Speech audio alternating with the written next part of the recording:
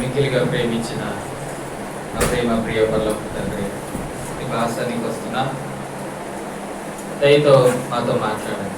పాటల ద్వారా నీకు మహిమపరచబడి ఉన్నావు, నమ్మి స్థుతిస్తున్నా. ఇంకా చక్కగా రాగయుక్తంగా పాటలో ఉన్న సత్యాన్ని గ్రహిస్తూ పాడగలుగునట్లు ఈ సహాయం చేయొచ్చు.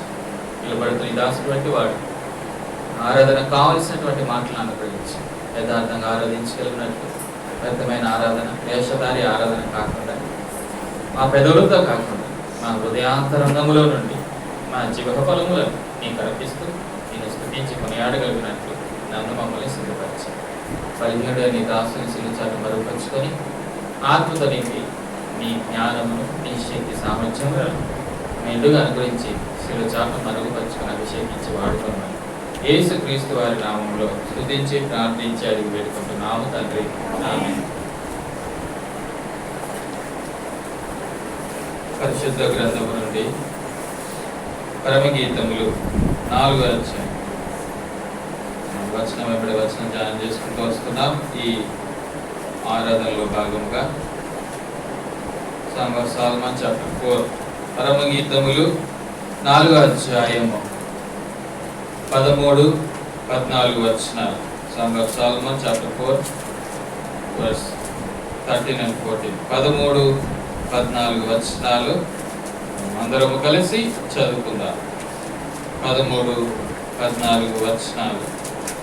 నీ చిగురులు దాడిమ వనము, విందైన శ్రేష్ఠ ఫలవృక్షములు, కర్పూర వృక్షములు, జటమాంసి వృక్షములు, జటమాంసియు, కుంకుమయు, నిమ్మగడ్డియు, లవంగ పట్టయు, వివిధమైన పరిమళ తైల వృక్షములు, గోపురసమును, అగరు వృక్షములు, నానావిధ శ్రేష్ఠ పరిమళ ద్రవ్యములు. ఇక్కడ మనం చూస్తా ఉన్నాము, షోలమతిని వర్ణిస్తూ ఆ యొక్క రకరకాల మొక్కలను, వృక్షములను, సుగంధ ద్రవ్యముల యొక్క వృక్షములను కలిపి పోలుస్తూ ఆమె యొక్క సౌందర్యమును వర్ణించుట, ఆమె గుణగణాలను వర్ణించుట ఇక్కడ మనం చూస్తా ఉన్నాం. ఇక్కడ చూసినట్లయితే అనేకమైన వృక్షాలు, మొక్కలు లేదా సుగంధ ద్రవ్యపు మొక్కలు రకరకాలు కనపడుతుంది. మనం చూస్తాం, పెద్ద వాటిని ట్రీస్ అంటాం, తర్వాత ఏమంటాం ప్లాంట్స్ అంటాం, తర్వాత స్hrubs అంటా ఉంటాం కదా. ఇక్కడ అవన్నీ కనబడుతున్నాయి. ఇక్కడ మనం చూసినట్లయితే ఒక మాట అంటున్నాడు. ఏమని అంటున్నాడు అంటే, నీ చిగురులు దానిమ వనము అంటున్నాడు. కాబట్టి ఇక్కడ మనం చూస్తా ఉన్నాము, ఈ యొక్క ఆర్చర్డ్, ఒక తోట, ఆమెను ఎలా పోలుస్తున్నాడు అంటే, నీవు ఎలా ఉన్నావు అంటే ఆ యొక్క దానిమ్మ తోటలాగా ఉన్నావు అంటున్నాడు. దానిమ్మ తోటలాగా ఉన్నావు అంటున్నాడు. ఇక్కడ మనం చూస్తే ఆ తర్వాత అనేక రకమైన మొక్కలు మనకు కనబడుతూ ఉంటాయి. విషయం ఏమిటంటే, సృష్టిలో చాలా మొక్కలు మనకు ప్రతిదినం కూడా కనపడతాయి. కానీ అన్ని మొక్కల పేర్లు మనకు తెలుసా అంటే తెలియదు. కొన్నిటికి మాత్రమే, నేను అనుకుంటాను ఓన్లీ 10 to 20% మాత్రమే మనకు మొక్కల పేర్లు తెలుస్తాయి. ఇంటి ముందు కూడా, ఇంటి చుట్టూ కూడా పిచ్చి పిచ్చి మొక్కలు మొలుస్తాయి. వాటి అన్నిటికి కూడా ఏమున్నాయి, పేర్లు ఉన్నాయి. జ్ఞాని అయిన సొలొమోను మొక్కలన్నిటి మీద కూడా ఏం చేసినాడు, మొత్తం రీసెర్చ్ చేసినాడు మొక్కల మీద కూడా. అందుకే ఆయన ఇక్కడ కూడా ఈ మొక్కలతోటే ఆ షోలమతిని వర్ణిస్తూ, ఇది ఆత్మ చేత రాయబడిందే గాని, దైవికమైన జ్ఞానం చేత రాయబడిందే గాని, లోక సంబంధమైన జ్ఞానం చేత పరిశుద్ధ గ్రంథములు ఏ మాటలు రాయబడలేదు. కనుక ఆత్మావశుడైనటువంటి జ్ఞాని అయిన సొలొమోను ఇక్కడ రాస్తున్నప్పటికీ ఈ మాటలు ఎవరికి వర్తిస్తున్నాయి అని చూస్తే, సంఘమున, సార్వత్రిక సంఘమును రకరకాల మొక్కలతో పోలుస్తూ ఉంటాడు. మనం కూడా చూస్తాం, మన తోటలో కావచ్చు, మన ఇంటి చుట్టూ కావచ్చు, మన పెరట్లో కావచ్చు, మనం ఏం చేస్తాం, రకరకాల మొక్కలను నాటుతూ ఉంటాం. ఆ మొక్కలకు ఉన్నటువంటి పేర్లు చాలా మటుకు మనకు తెలియదు. మన నర్సరీకి వెళ్తే ఆ నర్సరీలో మొక్కలు అమ్మేవాడికి కూడా మొక్కల పేర్లు తెలియదు. అది ఏం చెట్టు అండి అంటే ఏమంటాడు, షో చెట్టు అండి అంటాడు. అదేం చెట్టు, పూలు బాగున్నాయంటే అది పింక్ పూల చెట్టు అండి అంటాడు. దానికి ఆరెంజ్ పూలు అంటే అది ఆరెంజ్ పూల చెట్టు అంటాడు. ఎల్లో పూలు అంటే ఎల్లో పూల చెట్టు అంటాడు. కానీ దానికి పేర్లు తెలియదు. కానీ ఇక్కడ మనం చూస్తే ఒక్కొక్క వృక్షం వెనక, ఒక్కొక్క స్టెప్ లేదంటే ఆ పొదల వెనక, ఒక్కొక్క మొక్కల వెనక దేవుని మహిమ దాగి ఉంది, చాలా మంది ఇది గ్రహించట్లేదు. ఎందుకు ఇచ్చాడు ఇన్ని మొక్కలు, ఎందుకు ఇచ్చాడు ఇన్ని వృక్షాలు, ఎందుకు ఇస్తా వచ్చినాడు ఇన్ని ఫలములను అంటే ఊరికే మనం తినడానికి కాదు, కేవలము అవి మనకు ఏదో డైలీ లైఫ్ లో ఉపయోగకరంగా ఉండడానికి మాత్రమే కాదు, కానీ వాటిని చూసినప్పుడల్లా మనము దేవుని మహిమను వాటిలో నుండి మనము ఏం చేయాలి, జరుపుకునే ప్రయత్నం చేయాలి. దానిలో దాగిన దేవుని మహిమ ఏంటో మనం గ్రహించగలగాల. సర్వ సృష్టిని చూస్తున్నప్పుడు దానిలో దేవుని మహిమ కనబడిద్ది. ఎప్పుడు నీవు నేను ఆత్మవశులమై ఉన్నప్పుడు, నీవు నేను ఆత్మవశులమై దేవుని మాటను శ్రద్ధగా విన్నప్పుడు, ఇదిగో ప్రతి వృక్షములో, ప్రతి పశువులో, ప్రతి జలచరాలలో, నక్షత్రములో, సూర్యచంద్రుల్లో దేవుని మహిమను చూడగలం. దావీదు రాసినటువంటి కీర్తనలన్నిట్లో కూడా మనం చూస్తూ ఉంటాం, ఎంత అద్భుతమైన మాటలు కనబడతా ఉంటాయి. ఆకాశాన్ని చూస్తే అవి దేవుని మహిమను వివరిస్తా ఉన్నాయి. రాత్రి దేవుని మహిమను బోధిస్తా ఉంది, పగలు దేవుని మహిమను బోధిస్తా ఉన్నాయి. అవి పశువులు బోధిస్తున్నాయి, పక్షులు బోధిస్తా ఉన్నాయి. దావీదు నేను అనుకుంటాను అతడు సర్వ సృష్టిని చూస్తున్నప్పుడు దానిలో దేవుని యొక్క మహిమను గ్రహించగలిగేటువంటి అనుభవంలో ఉన్నాడు. అందుకే ఆయన దేవుని యొక్క హృదయానుసారుడు కలిగినాడు. ఆయన దేవుని యొక్క హృదయానుసారుడు కాగలుగుతా వచ్చినాడు. He is a man of God and he is a mad of God కూడా. ఆయన దేవుని యొక్క మనిషి, అంత మాత్రం కాకుండా దేవుడు అంటే పిచ్చి వెర్రి, అంత పిచ్చి దేవుడు అంటారు. అందుకే ఆకాశం చేసినప్పుడల్లా ఆకాశం ఆయన మహిమను వివరిస్తాను. ఎంత గ్రేట్ ప్రభు. ప్రతి దాంట్లో కూడా దేవుని మహిమను చూడగలుగుతున్నాడు. ఈ దినాన్ని మనం చూడగలుగుతున్నామా? ఇక్కడ చూస్తా ఉన్నాం ప్రతి వృక్షంలో, ఇక్కడ అన్ని ఎన్నో రకాల బైబిల్ గ్రంథాలు చూస్తాం, ఆల్మోస్ట్ 125 రకాల కంటే ఎక్కువ వృక్షాలు, మొక్కలు కనబడతాయి. 125 కంటే ఎక్కువ. అసలు ఒక్కొక్క వృక్షం గురించి ధ్యానించుకుంటూ పోతే మన జీవితాంతమే సరిపోదు. మనం అప్పటికి ఈ పరమగీతంలో చాలా క్లుప్తంగా ఓన్లీ నేను అనుకుంటాను 1-2% మనం ఈ డిస్కషన్స్ చేసుకుంటూ వస్తాం. ఇంతలోనే మనకి ఇన్ని సంవత్సరాలు గడిచిపోతున్నాయి. దేవుని వాక్యము చాలా గొప్పది. సరే, ఇక్కడ మనం చూసినట్లయితే ఈ మొక్కలన్నింటినీ ఎవరు నాటారు? ఈ మొక్కలన్నింటినీ ఎవరు నాటినారండి? దేవుడు నాటినాడు. ఇప్పుడు నీవు నేను కూడా ఏమిటి? ఒక మొక్క. మనందరం ఏంటండి? ఒక మొక్క. అందుకే మనందరికి ఒక పేరు ఉంటా ఉంది. ఏంటది? యెహోవా నాటిన వృక్షములు అంట. చూద్దాం, యెషయా గ్రంథంలో ఉంటుంది అన్నమాట. యెషయా గ్రంథం 61వ అధ్యాయము 3వ వచనం. యెషయా గ్రంథం 61వ అధ్యాయము 3వ వచనం. యెషయా గ్రంథము 61:3. చివరిలో ఉంటుంది ఆ మాట. ఏం పేరు అంటే ఇది? యెహోవా నాటిన చెట్లనియు వారికి పేర్లు పెట్టబడినట. ప్రభు ఒక్కొక్క వృక్షముకు ఒక్కొక్క పేరు పెట్టినట్లుగానే మనల్ని ప్రత్యేకించుకొని, అందుకే ఏమంటాడు? ఇదిగో నేను నిన్ను పేరు పెట్టి పిలిచాను. ఆయన మనల్ని పేరు పెట్టి పిలుస్తూ వచ్చినాడు. అంటే ఆయన అంతగా మన విషయంలో కన్సర్న్ కలిగి ఉన్నాడు, అంతగా మన విషయంలో భారం వహించినటువంటి వాడు. ఆయన పిలిచి ఇక్కడ ఏం చేస్తా ఉన్నాడు? నాటాడు. ఆ నాటబడిన మొక్కకు ఏం పేరు? యెహోవా నాటిన వృక్షము. యెహోవా చేత నాటబడ్డ వృక్షాలు ఎలా ఉంటాయి? అన్ని వృక్షాలు ఒకే రీతిగా ఉండవు. చక్కగా ఏ సమయంలో ఆ సమయం నీరు అందిస్తూ కావలసిన సమయంలో ఎరువు వేసుకున్నటువంటి వృక్షాలు చూడండి, చక్కగా పెరుగుతాయి, ఫలభరితంగా ఉంటాయి. ఇదిగో ఈ దినాన నీవు నేను కూడా ఎలాంటి మొక్కలం అంటే ఆయన చేత నాటబడ్డటువంటి మొక్కలం. కీర్తనకారుడు ఒక అద్భుతమైన మాట అంటాడు. ఆ యొక్క కీర్తనలోనే కనపడుతుంది. 104వ కీర్తన. ఇది నా క్యాలెండర్ వాక్యంలో కూడా మనము ఆ 104వ కీర్తనలోనే మనం చూస్తా ఉన్నాం. 104వ కీర్తన 16వ వచనం. ఏ వృక్షాలు తృప్తి పొందుతాయట? యెహోవా వృక్షాలు ఏం పొందుతాయి? తృప్తి పొందుతాయి. వారు సాటిస్ఫై అవుతారు. వారి జీవితంలో తృప్తి ఉంటదండి. యెహోవా వృక్షములకి తృప్తి, అన్ని వృక్షాలకి తృప్తి ఉండదు. కొన్ని వృక్షాలు ఉంటాయి ఆరు ద్రాక్ష ఇస్తాయి, కొన్ని వృక్షాలు ఉంటాయి అసలు ఫలాలే ఇవ్వవు, కొన్ని వృక్షాలు ఉంటాయి అవి ఏమాత్రం కూడా ఎదుగు బొదుగు లేకుండా అక్కడే పడి ఉంటాయి. ఇదిగో అలాంటి వృక్షాలుగా మనం లేము. ఈ దినాన మనం అందరం ఎక్కడ ఉన్నామట? ఒక ఆర్చర్డ్ లో ఉన్నాం, ఒక వనములో ఉన్నాం, ఒక తోటలో ఉన్నాం. అందుకే పై వచనాల్లో మనం చేసినాము, మోయబడిన ఉద్యాన వనము. ఇప్పుడు ఈ తోటలో ఏమేమి నాటబడ్డాయంటే కొన్ని ఫలములు ఇచ్చేటువంటి వృక్షాలు నాటబడ్డాయి, ఇంకేం నాటబడుతూ ఉన్నాయి, కొన్ని ద్రవ్యములు, అది సుగంధ ద్రవ్యములు ఇచ్చేటువంటి వృక్షాలు నాటబడ్డాయి. తోటలో అన్ని ఒకే రకమైన మొక్కలు ఉండవు కదా, రకరకాల మొక్కలు ఉంటాయి. సంఘంలో కూడా ఒక్కొక్కరిని ఒక్కొక్క పని కోసం ప్రభు నియమించుకున్నాడు. ఒకరు దానిమ్మ పండు లాగా ఉంటారు, ఒకరేమో ఆరెంజ్ లాగా ఉంటారు, ఇంకొకరేమో ఇంకో జాక్ ఫ్రూట్ లాగా ఉంటారు, ఇంకొకరు ఒక లెమన్ లాగా ఉంటారు. అంత మాత్రమేనా, ఇక్కడ కింద విషయాలు మనం చూస్తా ఉన్నాము.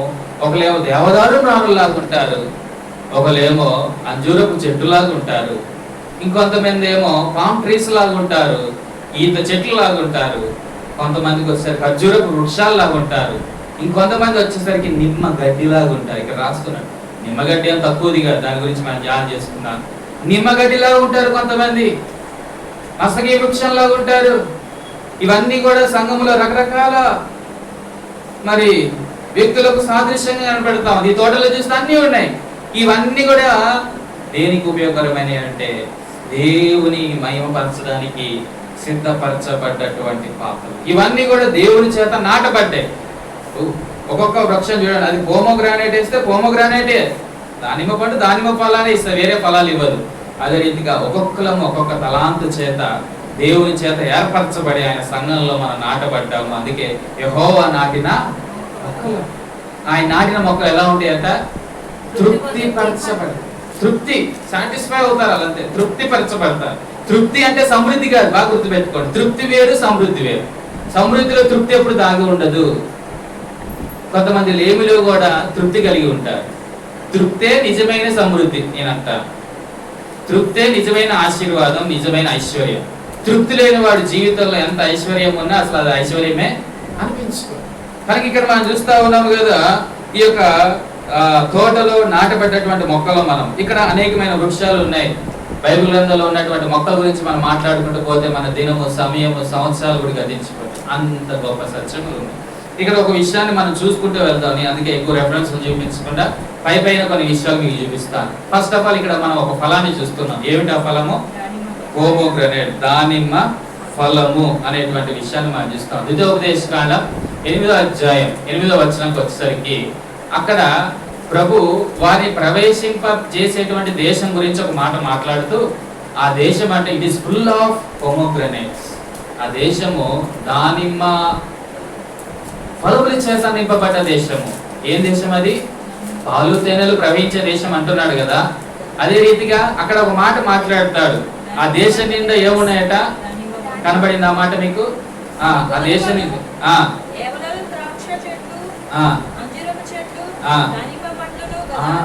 దానిమ్మ పండ్లు గల దేశం అట. రాత్రికాలం మా కుటుంబ ప్రార్థనలు కూడా మాట్లాడుకుంటాం. ప్రభు ఏమో దేశం నిండా దానిమ్మ పండ్లు ఉన్నటువంటి దేశానికి నేను మిమ్మల్ని తీసుకెళ్తానంటే, ఈ ఇజ్రాయెల్ ప్రజలు సంఖ్యాకాండంలోకి వెళ్తే అరణ్యంలో ఏడుస్తారు. ఏమని? మాకు దానిమ్మ పండ్లు లేవని ఏడుస్తారు. ప్రభు ఏమో వారిని ఎక్కడ తీసుకెళ్దాం అనుకున్నాడు? అసలు ఏకంగా దేశం నిండా దానిమ్మ పండ్లు ఉన్న దగ్గరికి తీసుకెళ్దామంటే, ఆ ఐగుప్తులు వీరికి ఏమైనా దానిమ్మ పండ్లు అంత సమృద్ధిగా దొరికే? కష్టపడతాయి కానీ ఒక దానిమ్మ పండు కొనుక్కోలేని పరిస్థితి. ప్రభు ఏం చేస్తున్నాడు ఇక్కడ? పాలు తేనెలు ప్రవహించే దేశము. ఆ దేశం అంతా కూడా దానిమ్మ పండ్లతో నింపబడ్డ దేశము. ఆ దేశంలోనికి ఈ ప్రజలు ప్రవేశింపజేయాలని ఆయన ఎంత ఉపలాట పడతా ఉంటే వీళ్ళేం చేస్తా ఉన్నారు? తినడానికి మాకు కీరకాయలు లేవు, కాకరకాయలు లేవు, దోసకాయలు లేవు, పుదీనా లేదని, లేకపోతే ఇంకేవి అవి లేవు, ఇవి లేవు, పొమోగ్రానేట్స్ లేవని కూడా ఏడ్చినారట. ఎంత దౌర్భాగ్యం. కొన్నిసార్లు మన జీవితాల్లో నిజమైన సమృద్ధి ఏంటో తెలియదు. అసలు ప్రస్తుత కాలం మనం అనుభవిస్తున్నటువంటి పరిస్థితులు బట్టి ఆలోచిస్తామే కానీ భవిష్యత్తులో దేవుడు మన కోసం సిద్ధపరిచిన వాటి గురించి ఏమాత్రం కూడా మనం ఏం చేయం, తలంచం. అందుకే మన జీవితాలు ఏముండట్లేదు, సంతృప్తి ఉండదు, సంతృప్తి లేదు. సరే, అందుకే ఇప్పుడు మనం చూస్తా ఉన్నాము, దేవుడు మనల్ని నాటాడు ఆయన వృక్షంగా. ఇప్పుడు ఆయన బిడ్డలైనటువంటి మన జీవితంలో ఏముంది? సంతృప్తి. ఈ పోమోగ్రానేట్ దేనికి సాదృశ్యం అంటే సంతృప్తికి సాదృశ్యం.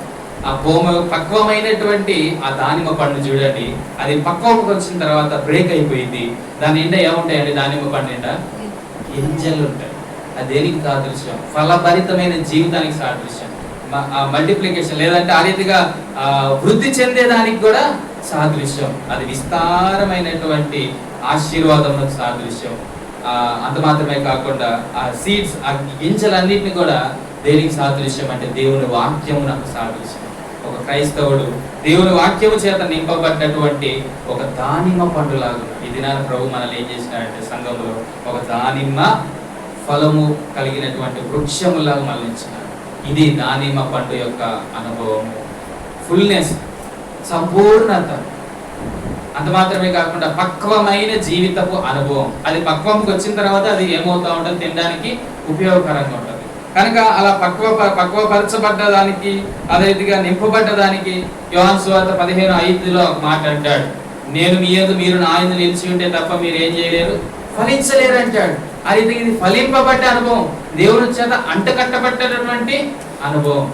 మనము పరిశుద్ధ గ్రంథంలో చూస్తే ఈ పోమోగ్రనేట్ అనేటువంటి మాట సుమారు 25 టైమ్స్ కనపడతా ఉంటుంది. అవన్నీ మనం ఇప్పుడు ధ్యానం చేయగానే కొన్ని విషయాలు మీకు చూపిస్తాను.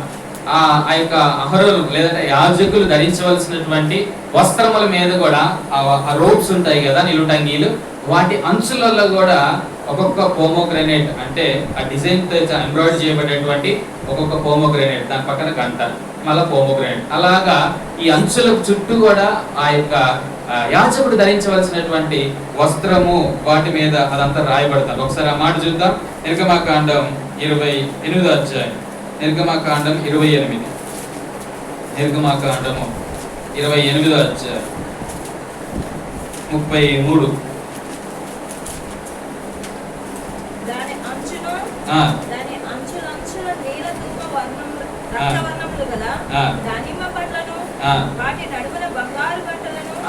దానిమ్మ పండ్లు వాటి నడుమున బంగారు గంటలను, అది అది ఎక్కడ, అది దేనికి సాదృశ్యం అనేది చెప్తాను ఇక్కడ. దానిమ్మ అంటే దేనికి సాదృశ్యం అంటే కింద కనబడుతుంది మనకు 35వ వచనంలో ఏమంటున్నాడు, సేవ చేయనప్పుడు అహరోను దానిమ్మ పండు యొక్క సాదృశ్యం ఏంటంటే సర్వింగ్ ద లార్డ్, దేవుణ్ణి సేవ చేసేటువంటి ఫలము. మనం ఎప్పుడైనా ఇక్కడ నుంచి గుర్తుపెట్టుకోండి, దానిమ్మ చూసినప్పుడల్లా ఈ మాటలు గుర్తురావు.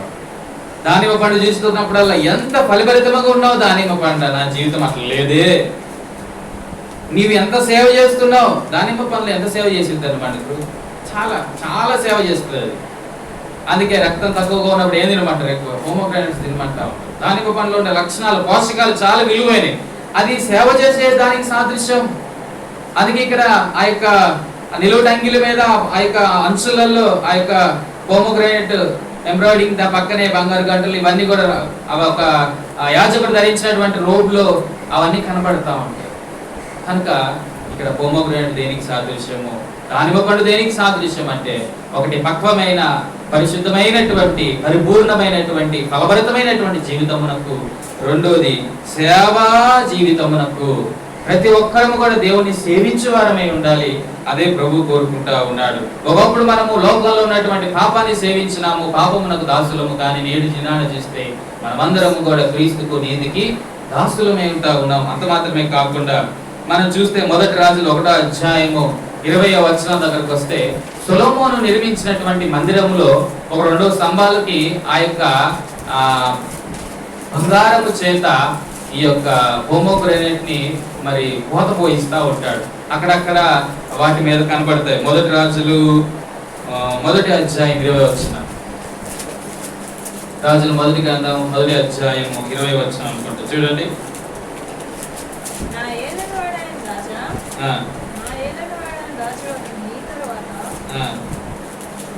అదేనా 1 రాజుల్లోనే. సరే, ఇక్కడ మనం చూసినట్లయితే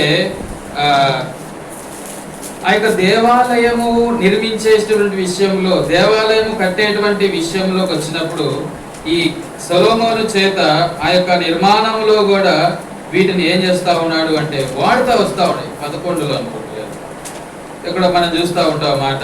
కనుక అది 11, ఒకసారి చూడండి, అక్కడ కూడా 20వ వచనంలో.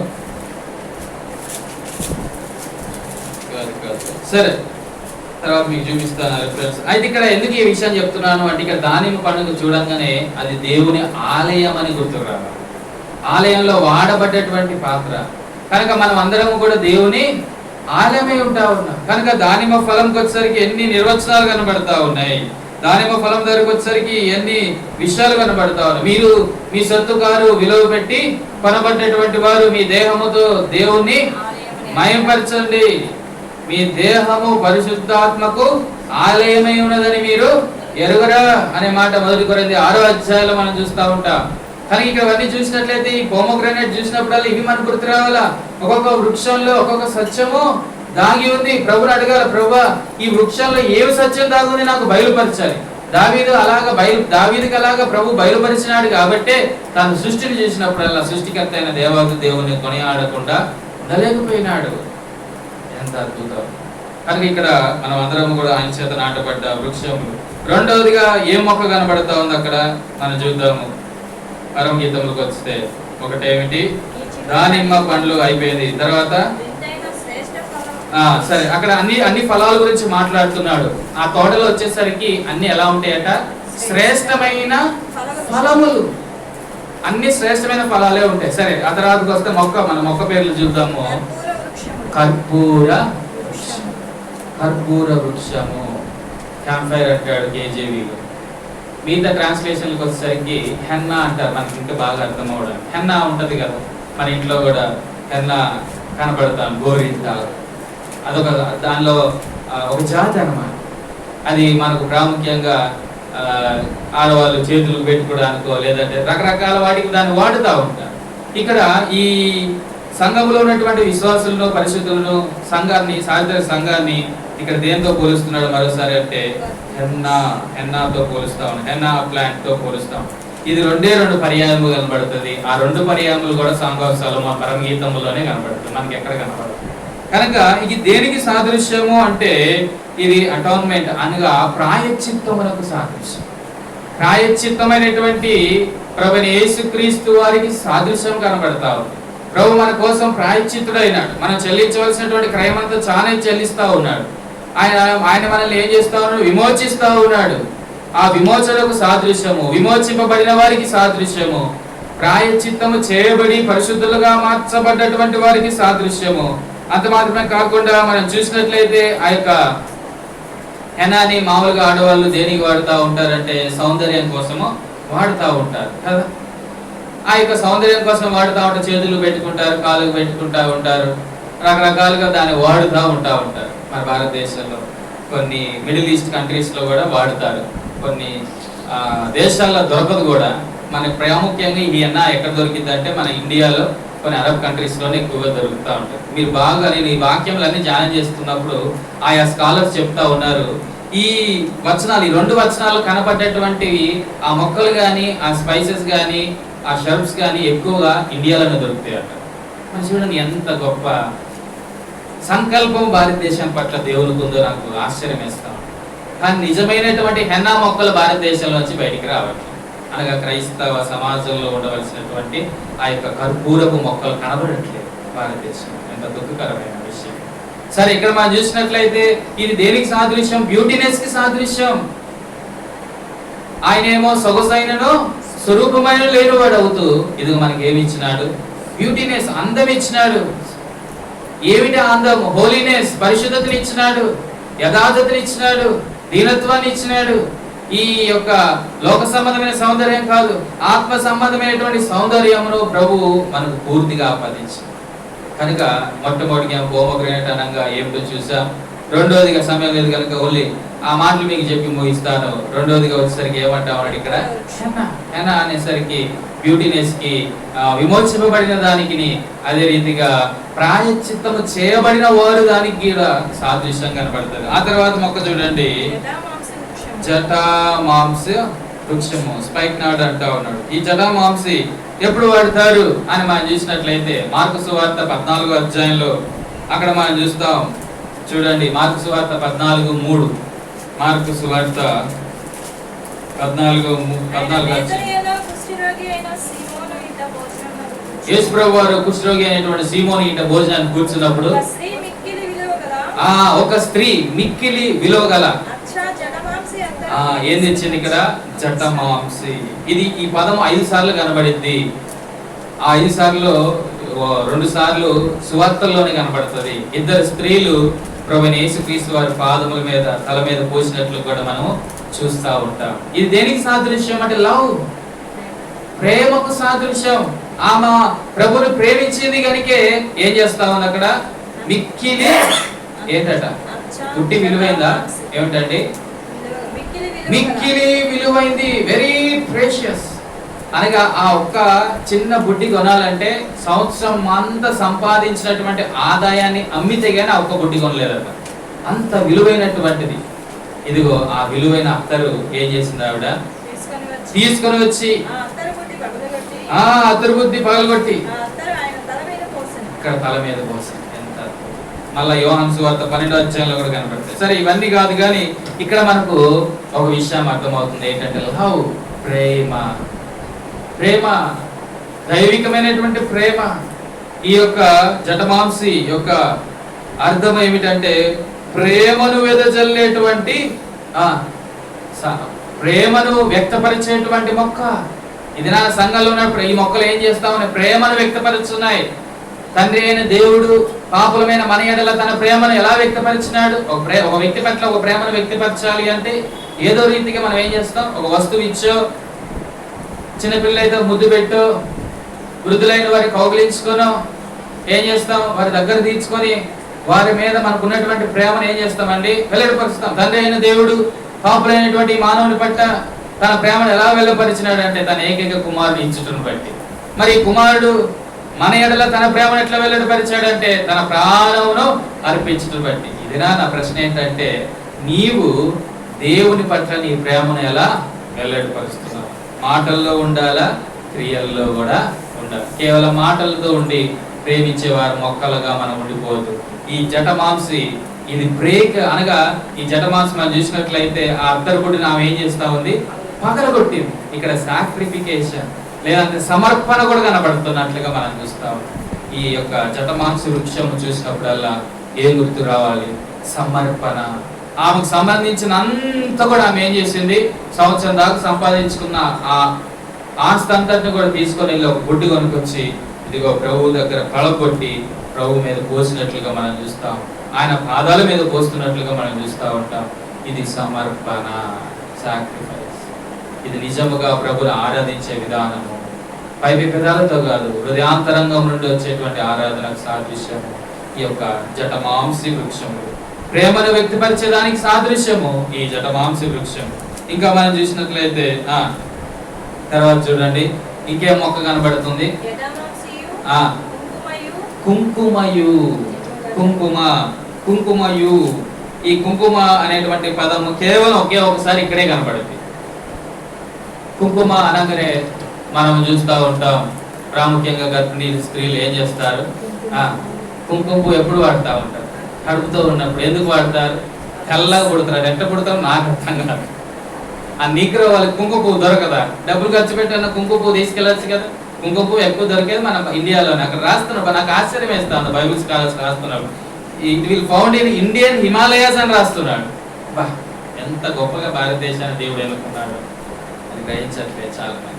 ఇక్కడ ఆ కుంకుమ పువ్వు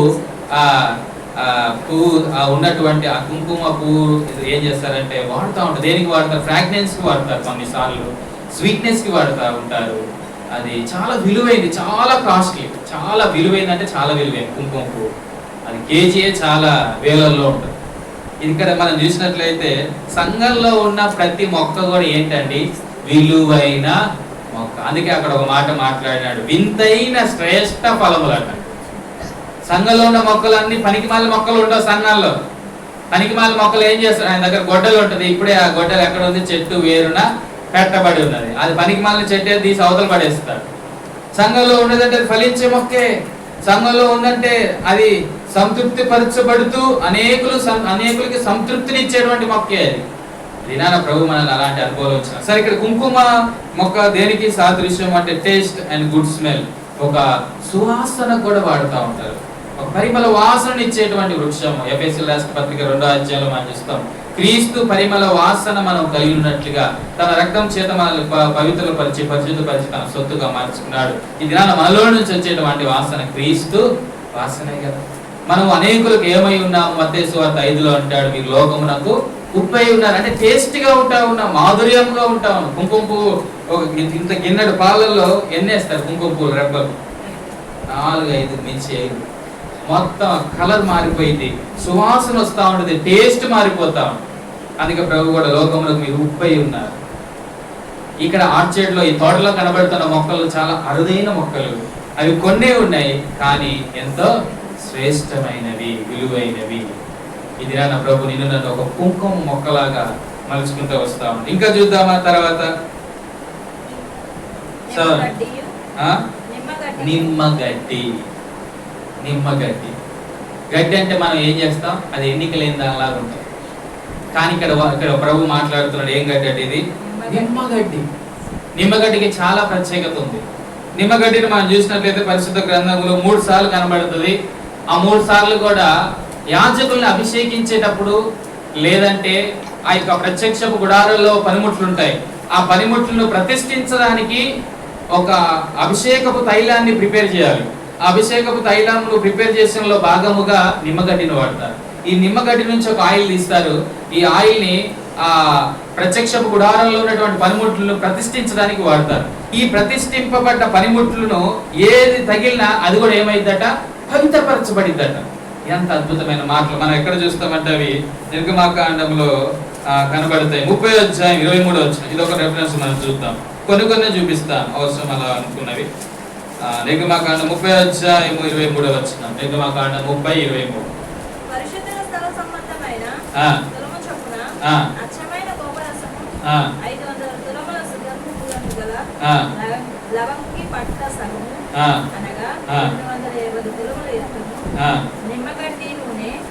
ఏ నూనె అంటే ఇక్కడ రాస్తున్నాను, నిమ్మగడ్డి నూనె.